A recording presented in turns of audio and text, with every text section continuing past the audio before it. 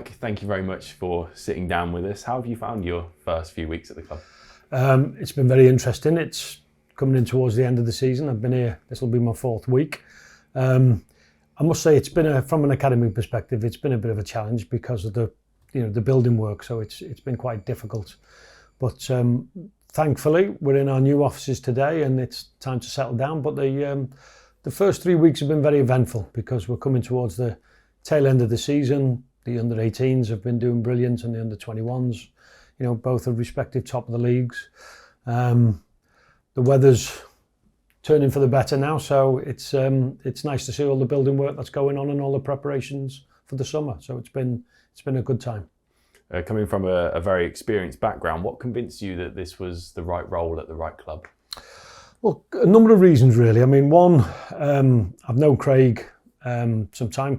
Craig came in and was part of the technical director's licence when I was doing some work with the FA. And Craig kind of convinced me. He knows the club obviously inside out, and convinced me there's a big project on and they want to go. The club, are determined to go to Cat 1 status of EPPP. And then secondly, I'd worked with Garry Cook previously in a different club in a different era. And again, he was coming in and said, there's big plans within this club and would I be interested in being part of something? And both of them in the separate conversations, it was too good an opportunity to miss. Of course, like you mentioned previously there, having worked at places like Man City, Burnley, the Wales FA, how will those experiences help you in this role? Well, I've been involved in youth development forever for my, in different ways. I think the last job I'd worked at in this country was Burnley, and Burnley was in a very similar situation. They were a Cat 2 club, status academy, wanted to go Cat 1. And there was a lot of what we call, building and fixing period. I think one of the most, interesting aspects I take out of all this is you pick something up from every job you go into, good, bad and indifferent. What I have realised, and I've been very lucky the last job, working abroad, you don't realise until you're actually comparing what we have here in England with what's available in the rest of the world. And, the EPPP now is the best in the world. What the Premier League put together 12, 14 years ago is revered throughout the world. There's nothing which comes close to it. So being able to come into a club and be part of building, a category 1 club in, such a big prestigious club and city like Birmingham, it's these opportunities don't come around too often. What I will say is there was an experience I went through in 2014 when I worked at the FA. There was a small group of us who, for those football fans that recall, the chairman at the time, Greg Dyke, back in 2014, did a commission on the state of the game. And one of the targets he set us at the FA at the time was win the World Cup 2022. And this was in 2014. And I was really fortunate to be part of a group of staff, Dan Ashworth, Gareth Southgate, Matt Crocker, Danny Every, Dave Redding. And we were set the objective of how can we kind of turn this round into a project of trying to win the World Cup.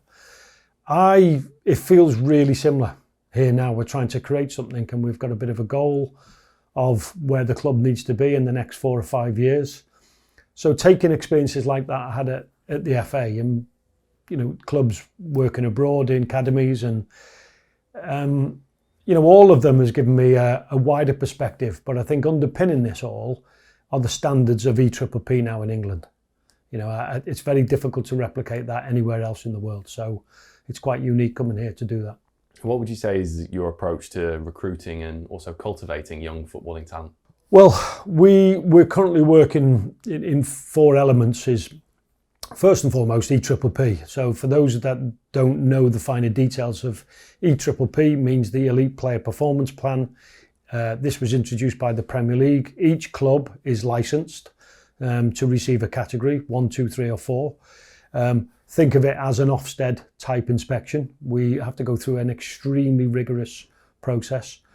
I'm really, really lucky that I've got 2 academy managers here, Liam Dyche, who oversees the football, and Louisa Collins, who oversees the non-football, and she's extremely experienced and and capable operator of us reaching the standards of EPPP. But I think what we've got to try and do is raise the standards generally. I mean, we're competing with some of the best, if not the best academies in the world now here in England. So our recruitment, our strategies, all of this is going to be reviewed and changed. We want to be competitive locally. We want to be competitive internationally. It's extremely important for me that we link very closely with the plans that Craig's putting together with the first team. It's a challenge that we're on different sites, so we can't let that become an excuse. So I think everything I do is there to support Craig in his job and what we're trying to achieve with the first team.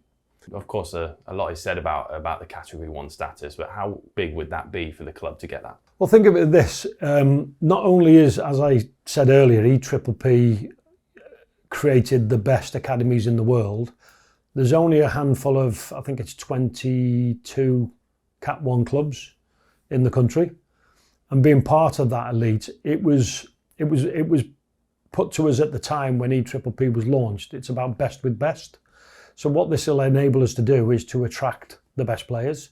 It'll be able to, put our coaches and pit themselves against the best coaches in other clubs, be it Manchester City, Chelsea, Tottenham, or even more locally be more competitive and competing against the likes of Aston Villa and Wolves. And also recruiting the best players, them coming to, you can see the outstanding work that's been done here over such a short period of time to modernise West Hills. There's a real intent by these owners, and the intent is to be the best, and to be one of the best, not just in the country but globally as well. We're very active now, trying to develop, and work with players as young as 7 and 8, and we've got some pretty good talent coming through the 18s and the 21s. So that pipeline is something that has to be worked on over a longer period of time, and there's certainly been the intention and the investment to make sure we're top of that. Mike, thank you very much. Thank you.